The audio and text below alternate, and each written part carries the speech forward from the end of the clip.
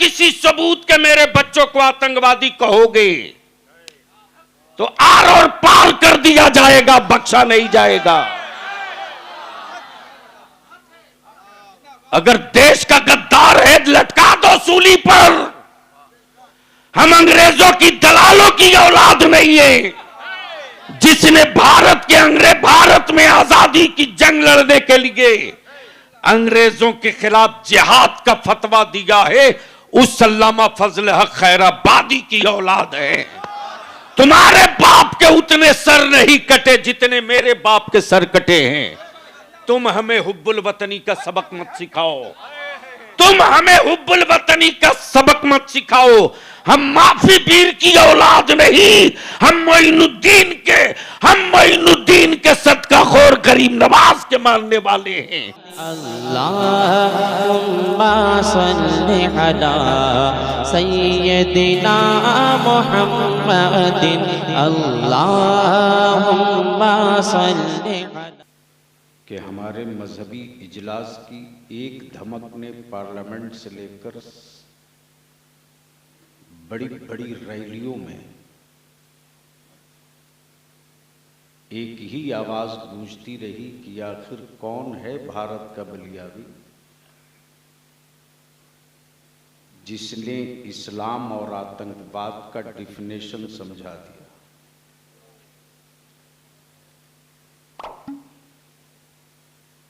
जाहिर सी बात है, मुसीबत पड़े तो लालू नीतीश एक हो सकते हैं,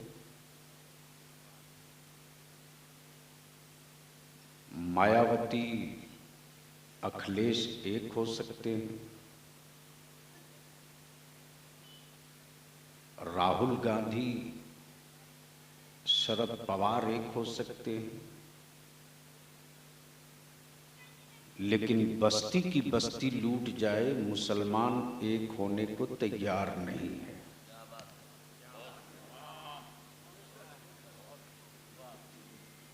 इसलिए मुझसे उम्मीद मत रखिएगा कि मैं जन्नत आपको दे दूंगा। जो मौलवी घूम के जन्नत बांट रहे हैं उनकी अपनी खुद की गारंटी नहीं है। मैं तो उन जन्नत के ठेकेदारों को ढूंढ रहा हूं, मेरे सामने बेच कर दिखा। इसलिए कि मैं अहले सुन्नत के नौजवानों को नबी का आशिक रहने दो, अंधभक्त मत बनाओ। तवज्जो चाहो आपका। अंधभक्त जो होता है उसकी सोच मरी होती है, और जो नबी का आशिक होता है उसकी सोच आखिरी वक्त तक जिंदा रहती है। तो इसलिए बलियावी से कुछ कड़वी दवा पीने को तैयार हो जाओ। क्या इरादा है, बर्दाश्त कर लेंगे? अरे बोलो ना, सुनेंगे? कितने लोग उठाए रख। अरे इतनी जल्दी हार मान गए? दोनों हाथ मुट्ठी बात उठाओ। अब सारा मजमा मदीने की सरकार को आवाज दो, रात का पिछला पहर है। लब्बैक या रसूल अल्लाह, अल्लाहुम्मा लब्बैक या रसूल अल्लाह, लब्बैक या रसूल अल्लाह। नीचे करो। ये सिर्फ नारा नहीं है, ये सिर्फ डायलॉग नहीं है, ये वफादार मुस्तफा और गद्दार मुस्तफा के बीच की दीवार है।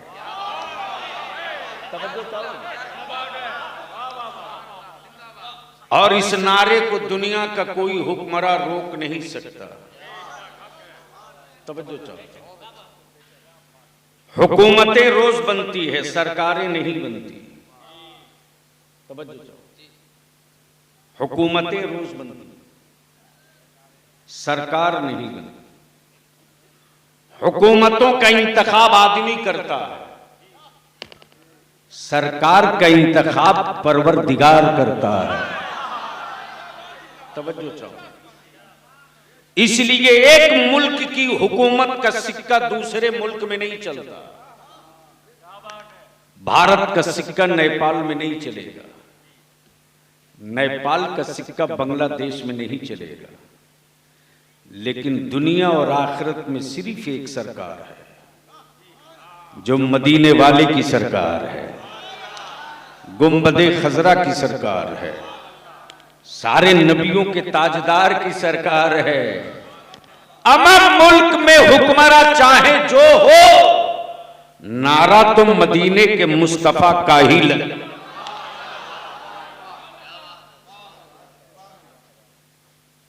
मुझसे पहले कई शोरा का कलाम,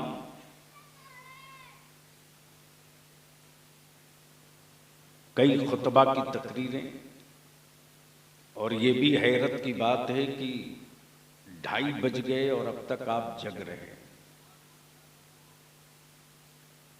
उलमाए ज़वील एहतराम का एक काफिला मौजूद है, शायद 2-3 नुक्ते अर्ज कर दूं, गुफ्तगू हो जाए। लेकिन उससे पहले मैं चिश्तिया कमेटी के जवानों से कहूंगा कि अगर सिर्फ जलसा करने के लिए कमेटी बनाए हो तो कल जलसे के बाद कमेटी बंद कर दो, इसलिए कि ये काम सब कर रहे हैं। हद तो ये है कि जलसा सबसे ज्यादा वही कराता है जो ईद बकरीद ही में मस्जिद और ईदगाह जाता है। क्या गलत बोल रहा हूं? और उसकी खोपड़ी में कुछ मौलवियों ने बात बैठा दी कि तुमने जलसा करा दिया, जन्नत तेरी पक्की, और आने से पहले ही नजराना मंगा लिया तो मुकम्मल गारंटी।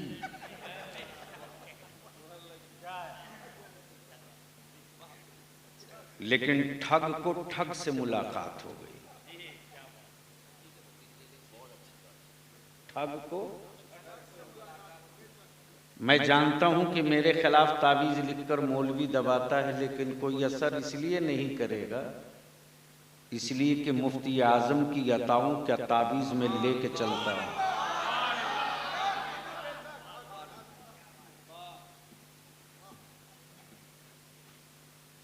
ये जल कर इसलिए बोल रहा हूं,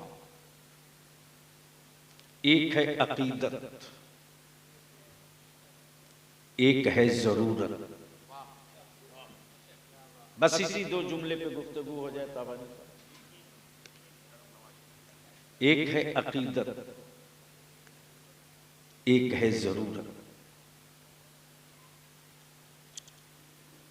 अकीदत टूटेगी फिर बहाल हो जाएगी,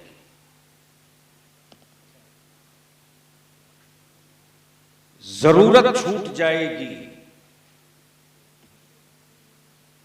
जरूरत छूट जाएगी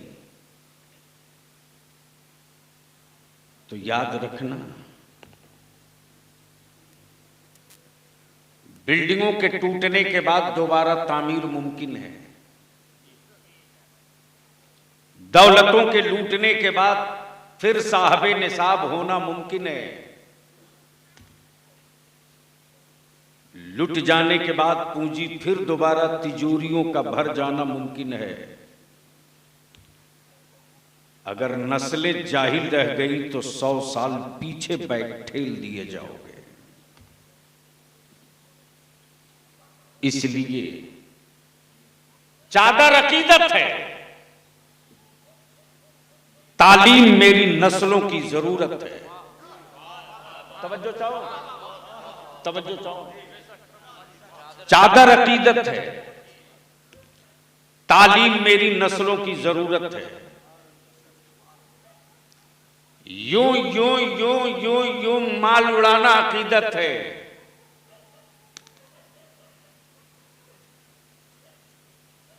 मां बाप को राजी रखना ये मेरी बख्शिश की जरूरत है। तवज्जो चाहो। गरीब नवाज के यहां हर साल जाना ये अकीदत है। तेरे पड़ोस में कोई भूखा न सोने पावे, ये तेरी बख्शिश की जरूरत है। गौसे आजम की 11वीं करना अकीदत है, लेकिन तेरे खित्ते में किसी मस्जिद का काम अधूरा रह जाए, इसे पूरा करना तेरी निजात की जरूरत है। अब बात आ गई तो एक बात अर्ज कर दूं इसी जगह, कई सवालों का जवाब हो जाए। उलमाए किराम इजाजत दें तो सुनोगे तो बोल दूंगा, तो बोलोगे तभी ना बोलूंगा। तवज्जो चाहो मौलाना, अगर हिंदुस्तान में ईसाले सवाब जायज न होता तो भारत में इतनी मस्जिदों की तामीर न हुई होती।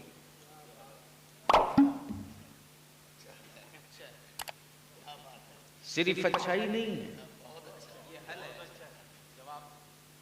बल्कि जो पैजामा बदल बदल के ईसाले सवाब के खिलाफ बोलता है, वो भी यही कह के मांगता है, ईंट दे दो सवाब कयामत तक मिलेगा। बोल दे यार, बोल दे। गिट्टी दे दो, जब तक छत खड़ी रहेगी सवाब मिलता रहेगा। ईंट दे दो, मरे हुए मां बाप के नाम सवाब कब्र को जाता रहेगा। अब मैं सोचते रहा, ये मौलाना तो रात भर पानी पी पी कर सवाब के खिलाफ फतवा ठोक रहा था, गूंगी ईंट मांगकर सवाब भेज रहा, पत्थरों की गिट्टी मांग के सवाब भेज रहा है, आमा सीमेंट की बोरी मांग के सवाब भेज रहा है। पकड़ लिया गट्टा मैंने का मौलाना, जो रात बोल रहे थे वो सही था या जो अभी बोल रहे हो ये सही है? बोला जो अब भी बोल रहा हूं यही सही है। तवज्जो चाहो, तवज्जो चाहो। कोई एक मस्जिद बता दो जिसकी तामीर करने वालों ने ये कहकर मांगा हो कि सीमेंट दो कोई सवाब न मिलेगा, ईंट दो कोई सवाब न मिलेगा, गिट्टी और छड़ दो कोई सवाब न मिलेगा। कोई एक आइटम दिखा दे पूरी दुनिया में। बल्कि सब यही कहता रहा कि ईंट दे दो सवाब मिलेगा, मिट्टी दे दो सवाब मिलेगा, पत्थर दे दो सवाब मिलेगा, गिट्टी दे दो सवाब मिलेगा। पकड़ लिया गट्टा मैंने कहा, जब मिट्टी के बने हुए पके हुए भट्ठे की ईंट का सवाब कब्र को जा सकता है, तो अकल के टुअरे कुरान की तिलावत का सवाब क्यों नहीं जा सकता?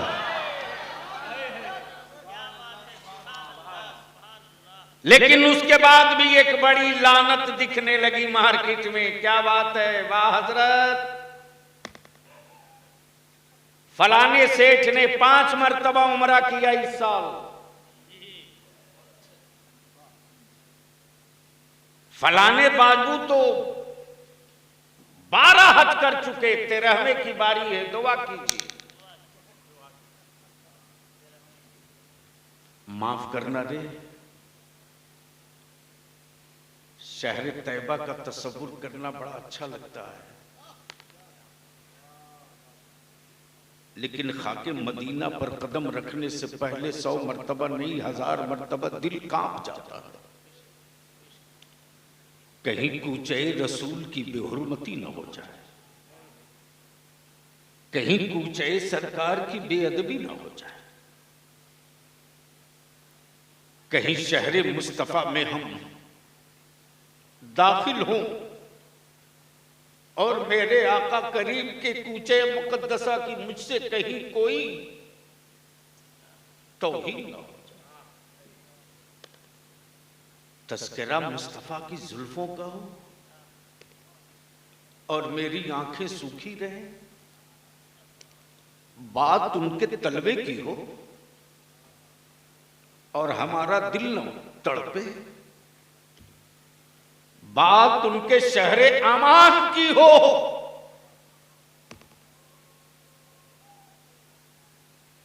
और मैं इतराऊं ना। मेरे अजीज, तैबा का तसव्वुर करना बड़ा आसान है रे, लेकिन उनकी गलियों की हुर्मत का एहतराम करके लौटना बड़ा मुश्किल काम है, बहुत मुश्किल काम। इसलिए हर वक्त दुआ यही करो कि मेरे अल्लाह,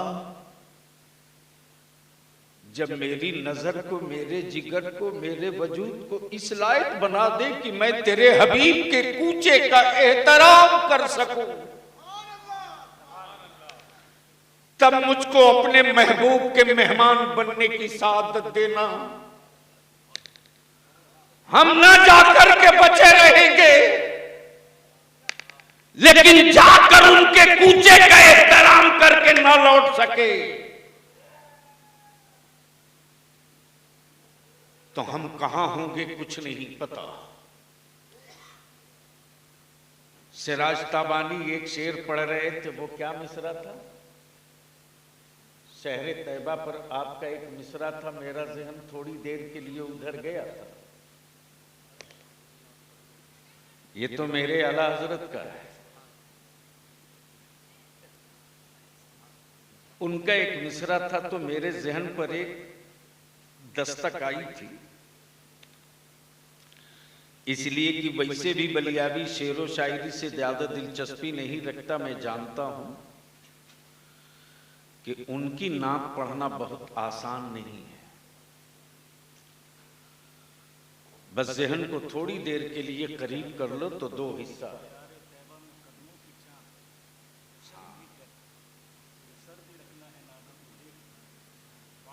क्या था? दयारे तैबा में कदमों की चाल, शर्म भी कर, जो सर भी रखना है नादा तो देखभाल के लगा। मोहब्बत से बोल दो, जोर से बोल दो और मोहब्बत से बोल दो। उलमाए किराम तशरीफ फरमाए, इसलिए ये वाकया मैं कोट कर दूं। मौलाना की बात नहीं, अब तो हिंदुस्तान में अल्लामा से नीचे पैदा नहीं, मुफ्ती से कम कोई सनद नहीं।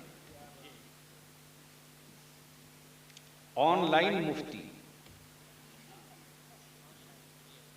ऑनलाइन मुफ्ती। पहले जलसे होते थे तो बड़े बड़े दारुल उलूम से खत लिखकर, फोन करके, राब्ता करके खतीब आलिम बुलाए जाते थे। अब तो यूट्यूब की कोख से पैदा लिए हुए, उसको क्या पता, उसको क्या लेना देना है यार तेरी अकीदत से और तेरी मोहब्बत से। कारोबार बंद करो, बंद करो।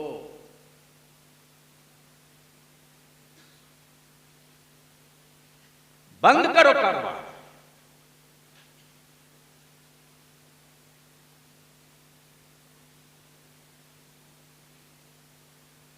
किसी मौलवी और मौलाना की बात नहीं कर रहा हूं, वक्त के इमाम सैयदना इमाम मोहम्मद, जिनके इल्म का आलम ये कि 70 ऊंटों पर उनकी किताबें लद के चले और किताबों की बोझ से ऊंट दब दब के चले। उनके शागिर्द ने अपने उस्ताद सैयदना इमाम मोहम्मद से अर्ज की, हुजूर इजाजत दें तो मैं हज को जाऊं। अल्लाह अकबर। हजरत जैसे ही कहा इजाजत दें तो हज को जाऊं, सैयदना इमाम मोहम्मद फरमाते कि क्या तूने मेरे आका के शहर तैबा की अजमत को समझ लिया है? क्या तूने मेरे आका के शहर पाक की अजमत को समझ लिया है? रसूले कौनैन की चादर मुकद्दस मस हुई है। क्या उन दरो दीवार के मर्तबे को तूने जान लिया है? फिर दो चंद दिनों के बाद शागिर्द बजिद हो गया, हुजूर इजाजत दे दे मैं जाना चाहता हूं। सैयदना इमाम मोहम्मद फरमाते कि जाओ, लेकिन मेरे आका के कूचे में किसी की तौहीन मत करना, मेरे रसूल की गलियों में किसी का दिल मत दुखाना, मेरे महबूब के कूचे का एहतराम करना। सैयदना इमाम मोहम्मद के शागिर्द जैसे ही शहर मक्का से शहर मदीना तशरीफ लाए,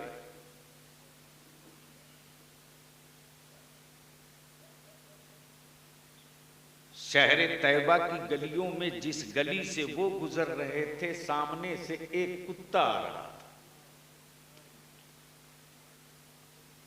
सैयदना इमाम मोहम्मद के शागिर्द हैं, कोई मामूली बात नहीं।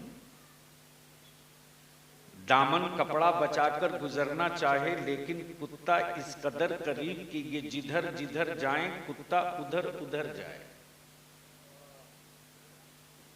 जब उनको लगा कि अब ये कुत्ता मुझको छू देगा, अब ये कुत्ता मुझे छू देगा, तो उनके शागिर्द ने हाथ में लिए हुए डंडे से कुत्ते की पुश्त पे एक डंडा जड़ दिया। हज से वापसी के बाद जब अपने उस्ताद से मिलने गए, सलाम किया। सैयदना इमाम मोहम्मद ने सलाम का जवाब ना देकर चेहरा फेर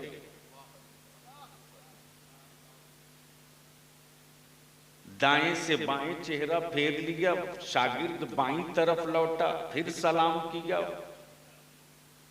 सैयदना इमाम मोहम्मद ने फिर चेहरा फेर।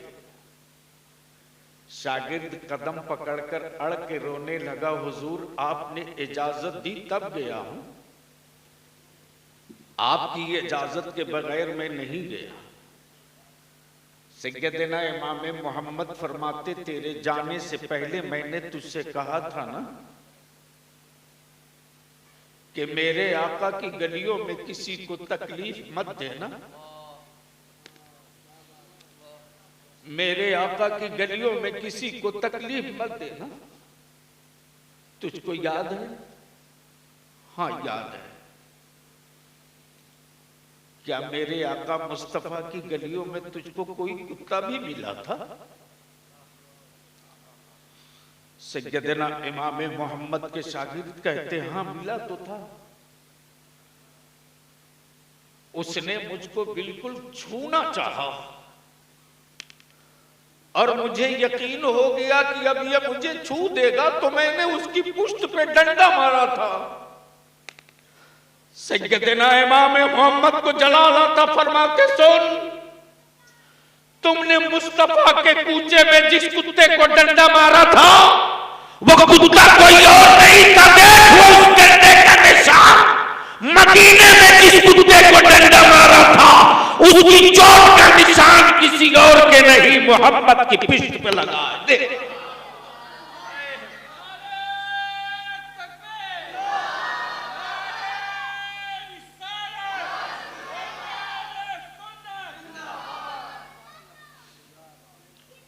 मेरे अजीज, उमरा पर जाने से पहले दावत, उमरा से लौटने के बाद दावत, हज पे जाने से पहले दावत, हज से लौटने के बाद दावत। ओ काबे की दहलीज पर खैरात मांगने वालों, ओ मेरे आका के गुंबदे खजरा के दरवाजे जाकर भीख मांगने वालों, तुम खाने काबा के दरो दीवार पर पेशानियां रगड़ते रहो, खानदान के गरीबों का हक अदा न किए तो तेरा उमरा कबूल नहीं है।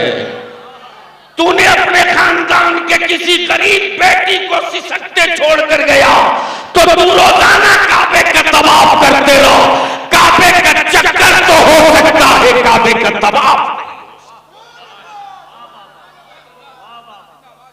जिस कौम की बेटियां सिसक रही हो, जिस कौम के बच्चे जाहिलों से बदतर हो, जिस कौम की औलादें दलितों से बदतर हो जाए, उस कौम के लोग अकीदत पर दौलत लुटावे, ऐसी अकीदत पे ताला लगा दो और अपनी नस्लों की जरूरत का दरवाजा खोल दो, ताकि मेरी आबादियों में कोई अनपढ़ न रहे, जो मिले पढ़ा लिखा।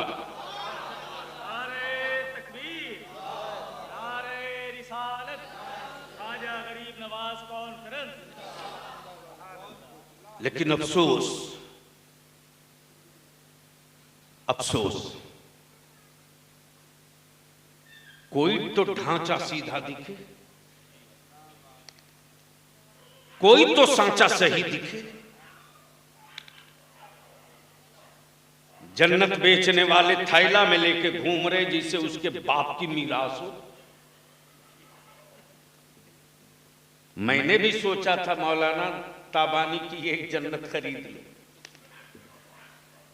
देखा भीड़ लगी है कलकत्ते में, दे धड़ाधड़ बेच रहा मौली साहब, इतनी आसानी से बेच रहा जिसे लग रहा कि बस झोला में लिए हुआ ले फटाफट। मैंने भी सोचा कि चलो एक जन्नत सब खरीद रहे, मैं भी खरीद लूं। जैसे ही करीब पहुंचा तो देख रहा हूं कि बेचने वाले में कोई बहलोल दाना नजर नहीं आ रहा है। बोलोगे तो बोल दूंगा, अरे जोर से बोल दो, बोल दूंगा। बेचने वालों में कोई बहलोल दाना। इसकी तरफ लौटूंगा 5 मिनट के बाद। एक साहब ऐसे ही जलसे में बीच में खड़ा हो गए, बोलने लगे, बलियावी साहब आप हैं? मैंने कहा जी, कोई शक? ओरिजिनल हूं, आधार कार्ड वाला नहीं।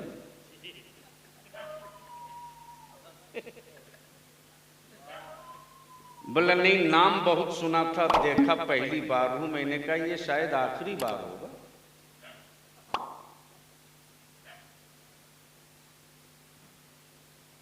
इसलिए कि मौलवी बर्दाश्त हो जाएगा, बलियावी का वजन बर्दाश्त नहीं होगा। फरमाइए तकलीफ क्या है? बोले नहीं, आप लोग सिर्फ एक ही नबी की बात करते हैं।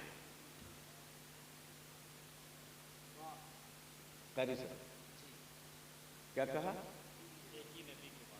और एक ही रसूल की बात हर जगह। आप लोगों की तबीयत उकताती नहीं है एक ही नबी की बात करने से?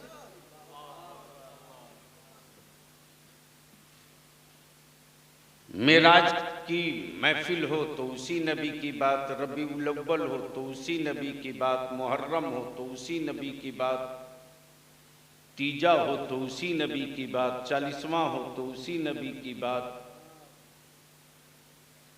एक ही नबी की बात करते करते आप लोग वहीं से शुरू वहीं से खत्म। तबीयत उकताती नहीं है आप लोगों की। मैंने कहा बड़े साहब आपकी उम्र कितनी हो गई? बोले 60 साल। कितना? जैसे ही उम्र पूछा वैसे ही बड़े मियाँ जलाल में आ गए। बोले मेरे सवाल का मेरी उम्र से क्या रिश्ता है? मैंने कहा बलियावी को जिसने पाला है उसका नाम रईसुल कलम है। मैदान में घर से तलवार लेकर हम नहीं जाते, हरीफों के हाथ का खंजर तन्हा काफी है उसके लिए। तवज्जो। बोले तो मेरी उम्र से सवाल का रिश्ता है। मैंने कहा इसी से है, तबीयत उकताती नहीं। मैंने कहा बड़े साहब 60 साल हो गए, रोटी खाते हैं कि नहीं खाते? बोला अरे कमाल है। मैंने कहा कब से खाते हैं? बोला जब से खाना शुरू किया है तब से गंदम की रोटी खा रहा हूं। मैंने कहा पानी पीते कि नहीं? बोला जब से पीना शुरू किया है पी ही तो रहा। मैंने कहा बेसी नहीं एक दिन गंदुम की रोटी, बाजरा की रोटी, रोटी बदल के कुछ खा लो। 24 घंटा पानी कुआं, तालाब, चापानल का छोड़ के कुछ ट्राई लो। बड़े मियां भड़क गए, बोले आप मुझको मारना चाहते हैं? मैंने कहा कमाल है, न मैंने तलवार दिखाई न खंजर, और तुम मौत से डर रहे। अरे मैंने तो यही कहा कि एक ही गेहूं की रोटी खा रहे हो, 60 साल से तबीयत नहीं उगता है। एक ही चावल का भात खाते आए जमाने से, अब तक तबीयत नहीं उगता है। बड़े मियां झुझला के गुस्से में बोल पड़ा, रोटी और चावल और पानी मेरी जिंदगी की बुनियाद है। मैंने कहा जवाब इसी में है, रोटी पानी तेरी जिंदगी की बुनियाद है, नबी का जिक्र मेरे ईमान की बुनियाद है। रोटी पानी के बगैर जिस्म कमजोर होता है, मदीने वाले मुस्तफा के बगैर रूह कमजोर होती है।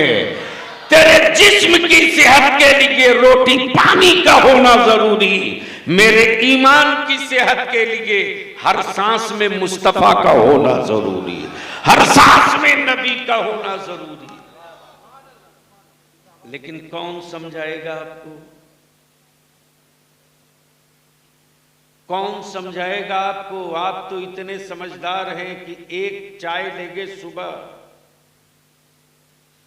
और चाय खाने वाले का अखबार लेंगे 10 बजे, दिन तक पूरी दुनिया फतह कर लेंगे एक ही प्याली चाय पे।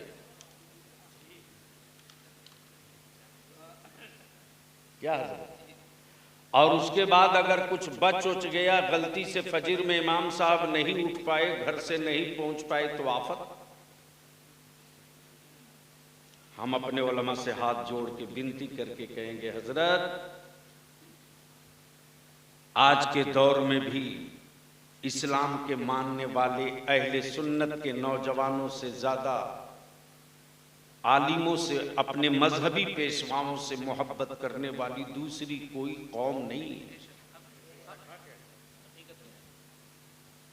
जब इदारे शरिया तहरीके बेदारी का कारवां निकला है, तो मौलाना आलम ये कि क्या किसी मिनिस्टर और क्या किसी एमपी और क्या किसी चीफ मिनिस्टर का इस्तकबाल होगा?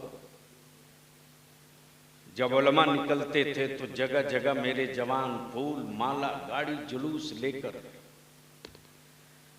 सिर्फ अहद का अमामा बांध कर मुट्ठी भर आलिम निकले हैं, तो कुफ्र की हर बात, कुफ्र के सीने का साइज छोटा होने लगा है कि ये लोग निकल गए हैं, कुछ होने वाला है। अरे बलियाबी को नहीं, इस्लाम को मुसलमान तुमने कमजोर किया, तुमने आज भी कुफ्र सर पीटता है। और माफ करना, तुझसे किसी को डर नहीं लगता। ये गलतफहमी निकाल दे कि कोई तुझसे डरा है, झूठ। न तुम्हारा कारोबार ऐसा है कि कोई डरे, न तुम्हारी इकोनॉमी ऐसी है कि कोई डरे, न तुम्हारी कोई पॉलिटिक्स ऐसी है कि कोई डरे, न तुम्हारे पास एजुकेशन का कोई सेटअप ऐसा है कि कोई डरे। आज दुनिया को डर मुसलमान से नहीं, इस्लाम से लगता है। आज दुनिया को डर मुसलमान से नहीं, कुरान से लगता है। तब कुफ्र ने एक प्रोपगंडा क्रिएट किया, खबरदार कुरान के करीब मुसलमानों के, कुरान के करीब कुफ्र के बच्चों को मत जाने दो, कुरान के करीब कुफ्र के बच्चों को मत जाने दो, इस्लाम की हक्कानियत को कुफ्र के बच्चों को मत पढ़ने दो, वरना जिस दिन पढ़ लेंगे इस्लाम की सच्चाइयां, उस दिन किसी के बाप की औकात नहीं है कि इस्लाम में दाखिल होने से कोई रोक दे।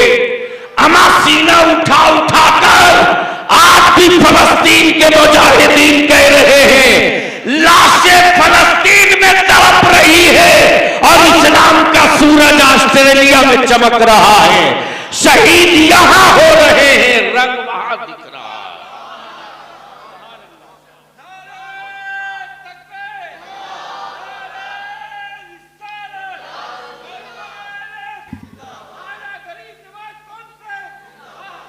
इसलिए कि यहूदियत को इस्लाम की सदाकतों से खौफ लगता, नसरानियत को कुरान की हकानियत से डर लगता, कुफ्र को नमाज की हलावतों से डर लगता, मुशरिकीन को अली के बाजुओं से डर लगता, हुक्मरानों को गरीब नवाज के इक़्तिदार से डर लगता और बदअकीदों को इमाम अहमद रजा के नाम से डर लगता।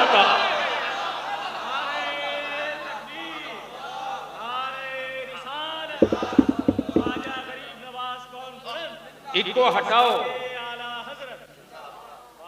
एकदम प्लेन करो, इको हटाओ बेटा।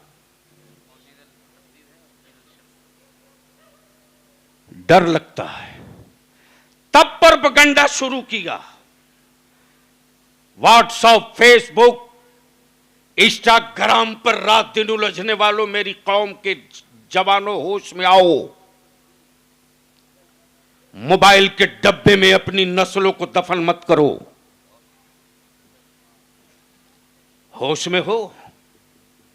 मौलाना निकाल दूंगा अगर माइक पर बोल दूं वो आंकड़ा जो 2022 और 23 का है, तो अगर सीने में दिल होगा ना तो वो सो नहीं सकेगा। मालूम है तुझको? बाकड़ा, मिदनापुर, मुर्शिदाबाद, उत्तर दिनाजपुर, पूर्णिया का पूर्वी इलाका, कटिहार का पूर्वी इलाका, साहेबगंज, राजमहल, पाकुड़, मोहल्लों में बिरयानी खा करके मस्ती में सोने वालों, होश में आओ। कहां खड़े हो, किस बारूद पर, पहचानो। खुद को जिंदा रहना ये कमाल नहीं है रे। तेरे बाद तेरी नस्लें न मारी जाएं, इसके लिए जिंदा रहना ये कमाल की बात है। लेकिन कौन समझाएगा आपको? दलाल घूम रहे मुस्लिम गरीब मोहल्लों में, दलाल घूम रहे। जिस बाप की औकात यही है कि बेचारा सुबह से शाम तक अगर मुटिया का काम न करे तो घर में चूल्हा न जले,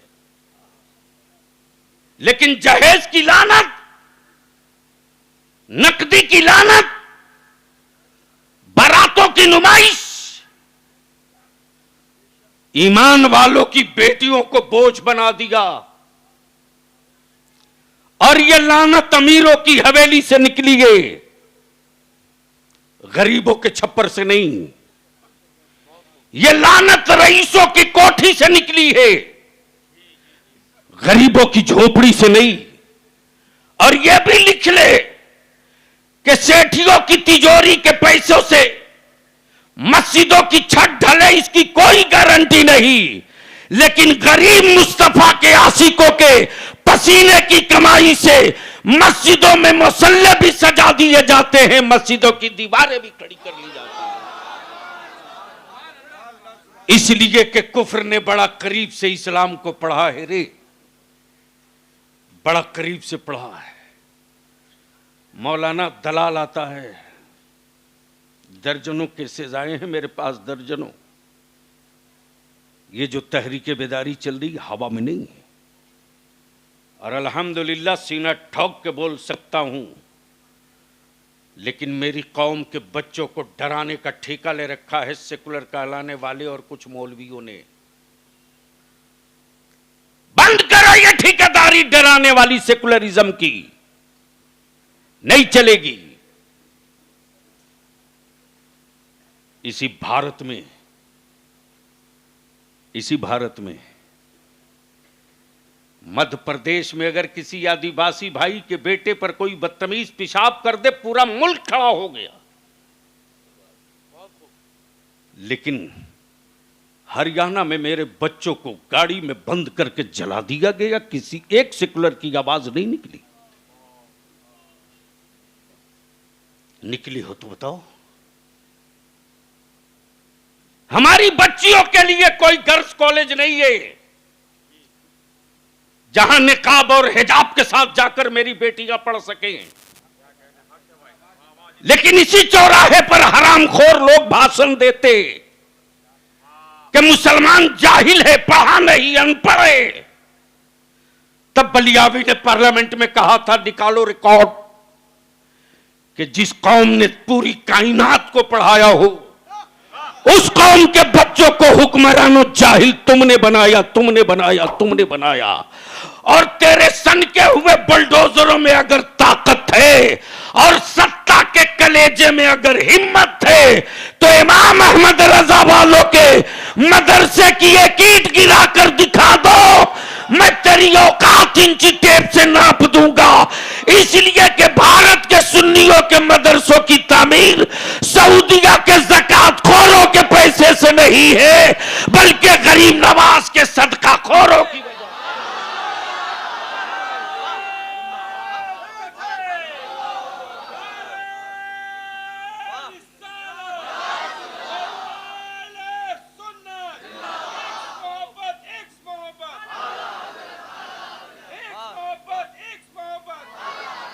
ये नारा दोनों हाथ, ये नारा दोनों हाथ मुट्ठी बधा के ऊपर से लेकर नीचे तक।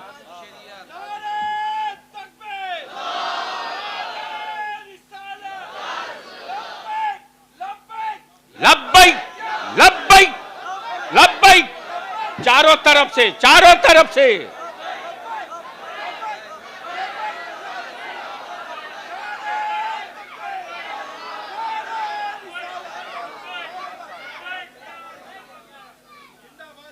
अपने पैरों पर खड़ा होवोगे? कब तक बैसाखी पर नस्लों को जिंदा रखोगे? कौन आएगा तुझको अब जगाने के लिए? इसलिए बलियावी की इल्तिजा है, हो सके तो खिदिरपुर कोयला सड़क वालों लिखो,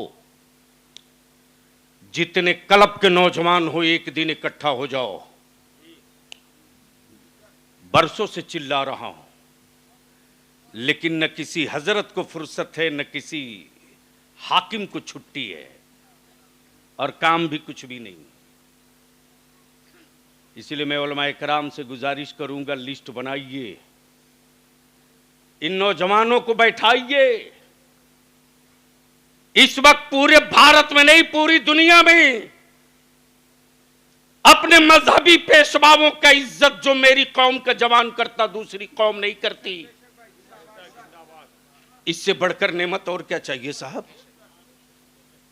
इसी कोयला सड़क में 50 मंत्री आवे,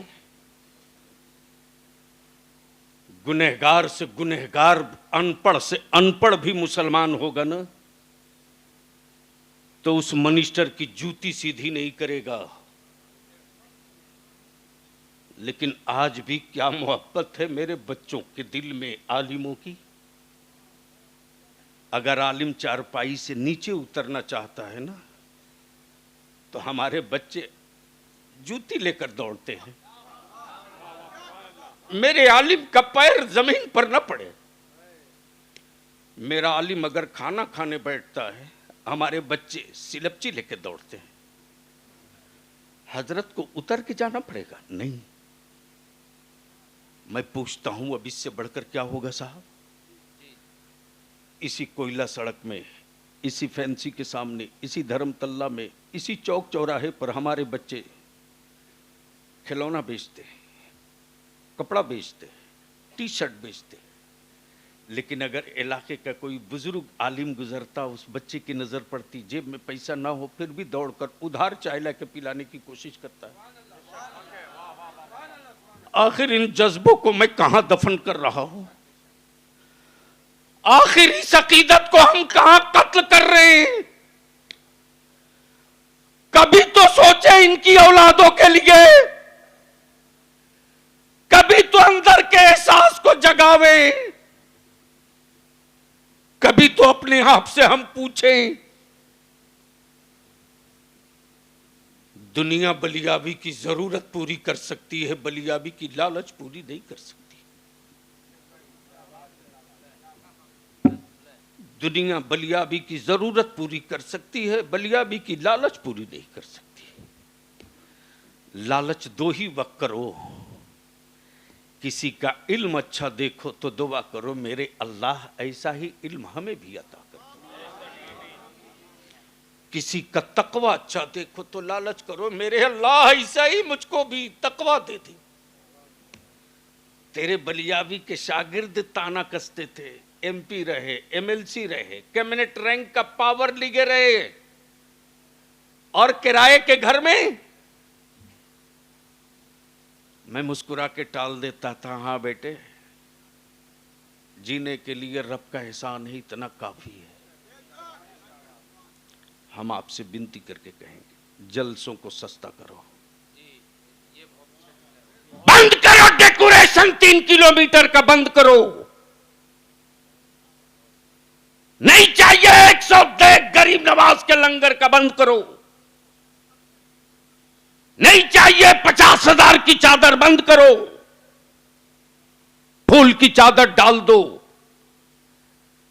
अरे वो सिर्फ गरीब नवाज ही नहीं है रे, वो भारत के ईमान वालों का मुश्किल कुशा है, मुश्किल कुशा। तो जो गरीब नवाज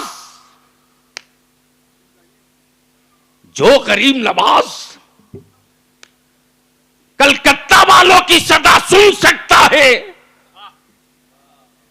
साल में 5 मरतबा जाने की क्या जरूरत है। उसी पैसे को बचाओ, अपनी औलादों के लिए तालीम का एक नक्शा बनाओ, मैकेनिज्म करो। और हम तो अर्ज करेंगे, बहुत पहले आया था जब रेख निकलती थी, मौलाना हाफिज मुस्तकीम साहब थे तब आया था, फिर बीच में 2-4 बार आया, कई सालों के बाद आया। और शायद नौजवान बच्चे, कम उम्र बच्चे जलसे की दाई ना होते तो मैं सलाम कह के माजरत कर लेता, जलसों के लिए टाइम नहीं है मेरे पास। इस काम के लिए ढेर आलिम है कर रहा है। आज रानीगंज के गौसे बंगाला की चौखट पर तहरीक बेदारी की नशिस्त थी, कल मुर्शिदाबाद में थे, वहां मीटिंग थी। हम तो एक एक मस्जिद गिनने के लिए निकल पड़े हैं। मस्जिद सिर्फ नमाज की जगह नहीं है। दुनिया की पहली यूनिवर्सिटी की बुनियाद मिस्र में नहीं पड़ी, मस्जिद नबवी में पड़ी है। वो 1.5 आंख वाले को क्या पता यार, 1.5 आंख वाला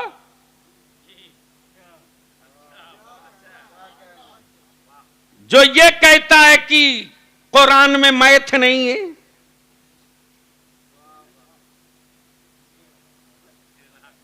समझे कि नहीं समझे?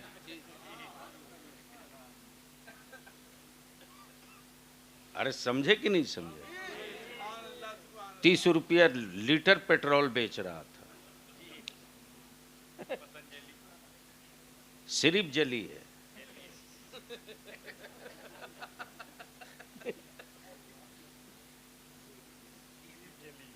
सिर्फ जली है, 30 रुपये पेट्रोल बेच रहा था, एक टैबलेट 300 में बेच रहा है। इसलिए कि ये अंधभक्ति की गोली है, एक बार खाया तो गया। जैसे आजकल बहुत सारे लोग हैं, नमाज एक टाइम नहीं पढ़ेंगे, गर्दन पकड़ के जन्नत में फेंकता है। ऐसे हरामखोरों की टांग पकड़ के नदी में फेंक दो, रियायत मत करो, वरना ये कोढ़ नासूर बनेगा, तेरे बच्चों को दीन से हटा देगा, नाम अब्दुल्ला रह जाएगा। बस आखिरी बात सुन लो, इसलिए कमेटी वालों से कहूंगा, नौजवान हो, तकरीर के लिए बहुत सारे आलिम है, बुला लेना। काम जब करने की नीयत हो जाए तब बलियाबी को फोन करना। कोई जरूरी नहीं कि पूरा खिदिरपुर इकट्ठा हो तब कोई काम हो, ये कोई जरूरी थोड़ी है। इस पूरे खिदिरपुर के अहले सुन्नत की जितनी मस्जिदों के अइम्मा, मस्जिद के सदर, मस्जिद के सेक्रेटरी, मस्जिद के मुतवल्ली, मस्जिद के इमाम, और किसी इलाके में उर्स कमेटी हो उसके भी सदर सेक्रेटरी, जलसा कमेटी हो उसके भी सदर सेक्रेटरी, वेलफेयर कमेटी हो उसके भी सदर सेक्रेटरी, सबका नाम नंबर व्हाट्सएप के साथ जमा करो और हमें भी खबर करो। मैं भी अपने सारे आलिमों से गुजारिश करूंगा,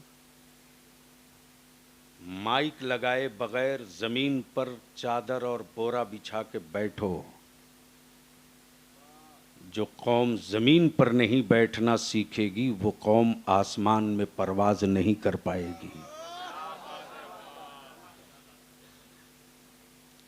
और एक डिजाइन बनाओ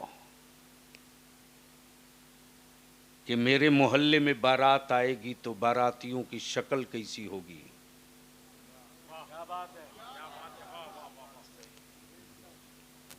मेरे इलाके से अगर बारात जाएगी तो जाने वालों की सूरत कैसी होगी। लफंगों को लेकर चले हो मुस्तफा की सुन्नत अदा करने,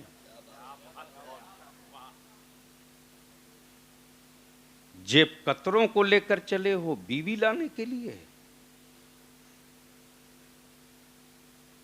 दावत दो, कार्ड छपवाओ तो लिख दो कि दावत दे रहा हूं, शर्त है दीन की बारात है, बारात में वही चलें जो जोहर के वक्त वहां पहुंचकर मस्जिद में जमात के साथ नमाज पढ़ने की हिम्मत रखते हों। 4 आना छठवां माल ऐसे ही साफ हो जाएगा।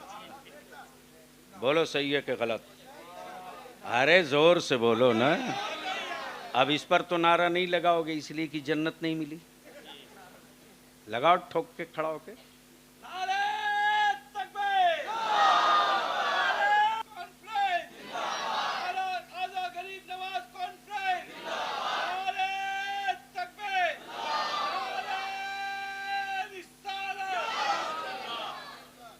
बरसों से सिर्फ जलसा करते आए हो, काम कब शुरू करोगे? और उसके लिए जहां एक दिन इकट्ठा हो जाए, मालूम है एक तहरीक बेदारी ने सत्ता को हिला दिया। लेकिन यही काम मौलाना कोई दूसरी जमात वाला किया होता तो उसकी जमात का एक एक मौलवी नाच नाच के कहता ये काम हमारी जमात ने कराया। एक लफ्ज नहीं निकला। 13 दिसंबर 2022 से बलियाबी तहरीके बेदारी जिला जिला, गांव गांव, इलाका इलाका लेकर दौड़ते रहा। एजेंडा है नबी की इज्जत और नामूस पे कानून बनाओ। दूसरा एजेंडा है बगैर किसी सबूत के मेरे बच्चों को आतंकवादी कहोगे तो आर और पार कर दिया जाएगा, बख्शा नहीं जाएगा। अगर देश का गद्दार है लटका दो सूली पर।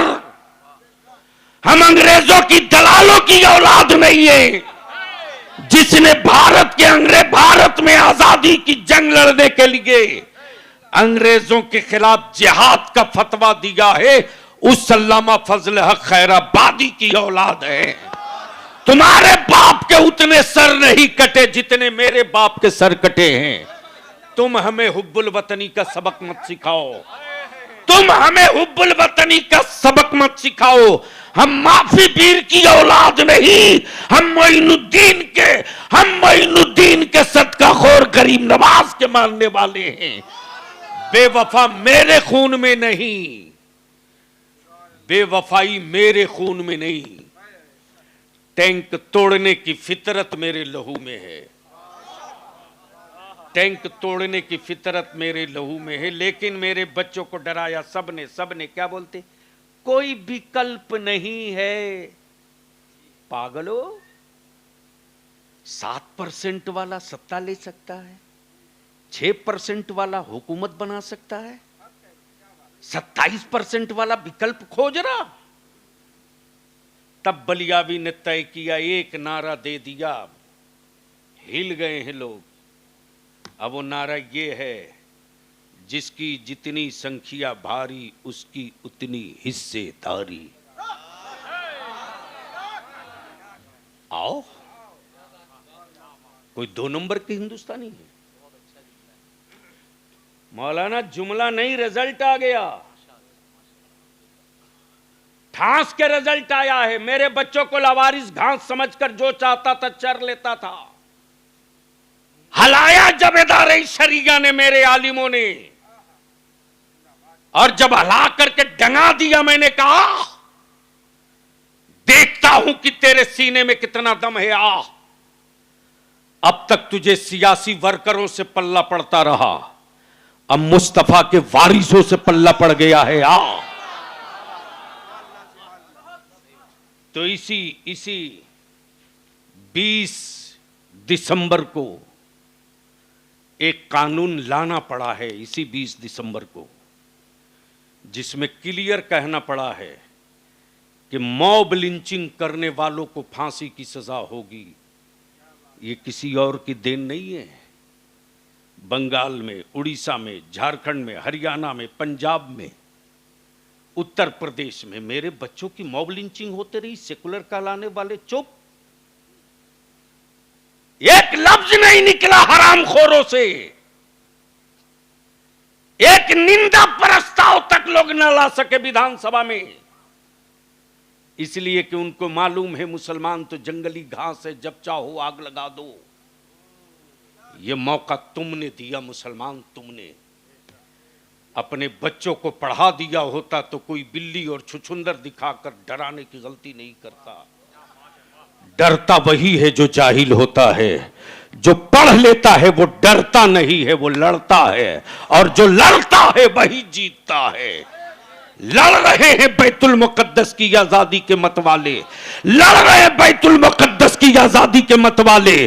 तो आज अमेरिका की भी हवा निकली है, आज चाइना भी बाप बाप चिल्ला रहा, आज इजराइल भी चीख चीख कर कह रहा कि जो मुझको गुरूर था अपने मिसाइल और अपने एटमी प्लांट पर, बैतुल मुकद्दस के मतवालों ने उस एटमी प्लांट की हवा निकाल कर बता दिया कि जमीन जीतने के लिए फौज की जरूरत होती है, मिशन जीतने के लिए आशिक की जरूरत होती है। याशिकों का जत्था है।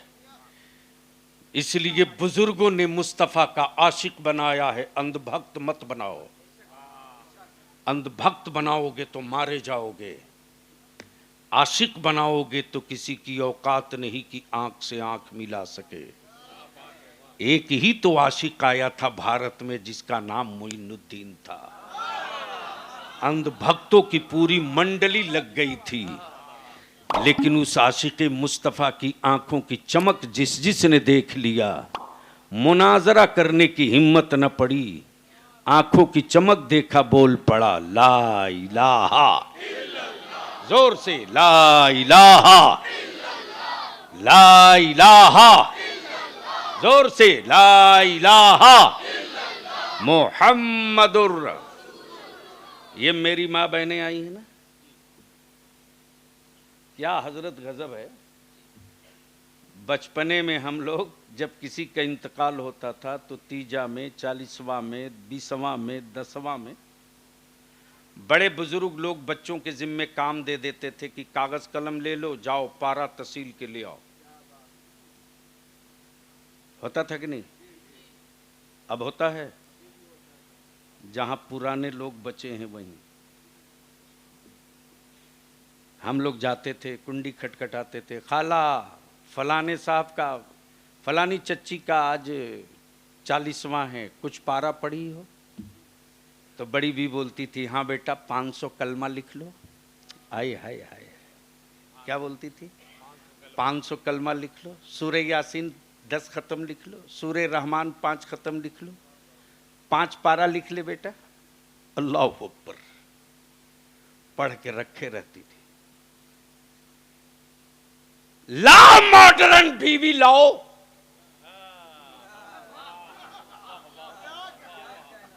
ताबीज खरीदते रहो, नस्ल नहीं बदलेगी। ताबीज बेचने वालों का व्यापार तो चलेगा, तेरी नस्ल नहीं बदलेगी। ये जल के बोल रहा हूं, जिसको तकलीफ लगे जा 10 रोटी बेशी खा लेना, मेरा कुछ नहीं बिगाड़ेगा तू।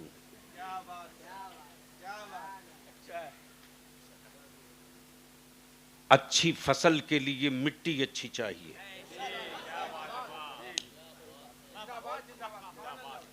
ईमान से बोलो, बंगाल की मिट्टी में नागपुर का संतरा होगा? मिट्टी तो है, होनी चाहिए। अच्छा, बिहार में कश्मीर का सेब होगा? क्यों, मिट्टी तो वहां भी है। अच्छा, हाजीपुर का केला यूपी में होगा? अब मुजफ्फरपुर की लीची मध्य प्रदेश में होगी? क्यों?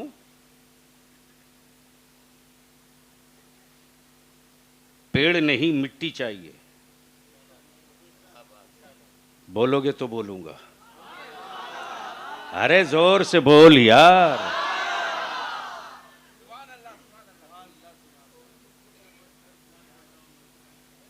सेब के लिए कश्मीर की मिट्टी लाजमी, संतरा के लिए नागपुर की मिट्टी जरूरी, लीची के लिए मुजफ्फरपुर की मिट्टी जरूरी, अच्छी मछली के लिए बंगाल की मिट्टी जरूरी। मेरे अजीज, बहू लाने जा रहे हो, बहू मत लाओ, अपने पोते की मां लाओ। बहू मत लाओ, अपने पोते की मां लाओ। बीवी मत लाओ, अपने बेटे की मां लाओ। जैसी मिट्टी होगी वैसे ही फसल होगी। ये मेरी मां बहनें हैं ना, छोटे छोटे बच्चों को ये खुद अपने आंचल में रखकर आवारा बना रही हैं। जरा सा बच्चा रोना शुरू किया, तुरंत मोबाइल लगा के रख दिया कान के बगल में। बोल सही है कि गलत? अरे जोर से बोल, सही है कि गलत? शर्म आती है कि नहीं आती है? हम अपनी मां बहनों से हाथ जोड़ के कहेंगे, हम अपनी मां बहनों से कहेंगे, चौखट बदलने से नस्लें नहीं बदलती, रूम बदल देने से लहू नहीं बदलेगा।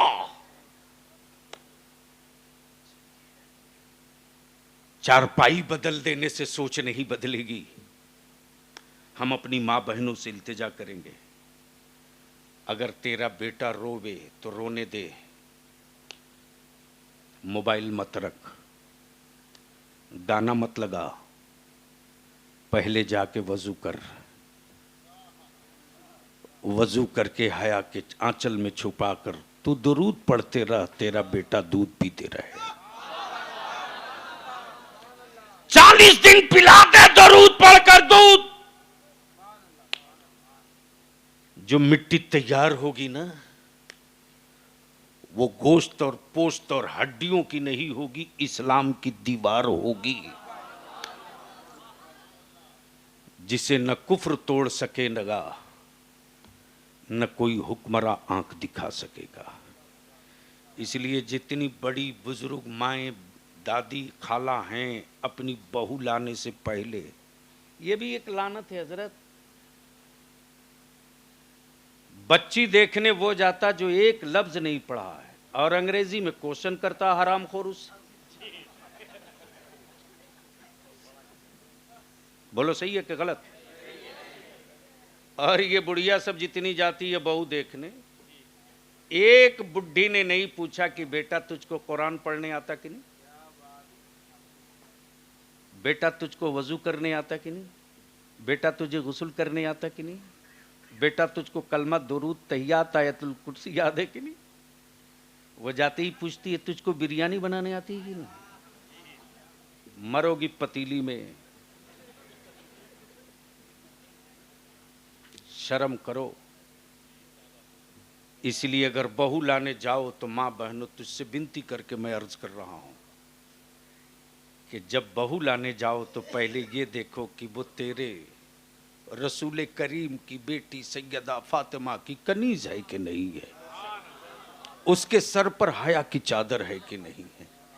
अगर ये देखकर बहू लाओगी ना तो याद रखना बेटी भेजने के बाद बहू का लुत्फ नहीं बेटी का मजा मिलेगा। अल्लाह तबारक व ताला अमल खैर की तौफीक रफ़ीक अता फरमाए। यार जिंदा सोहबत बाकी। सलाम अलैकुम।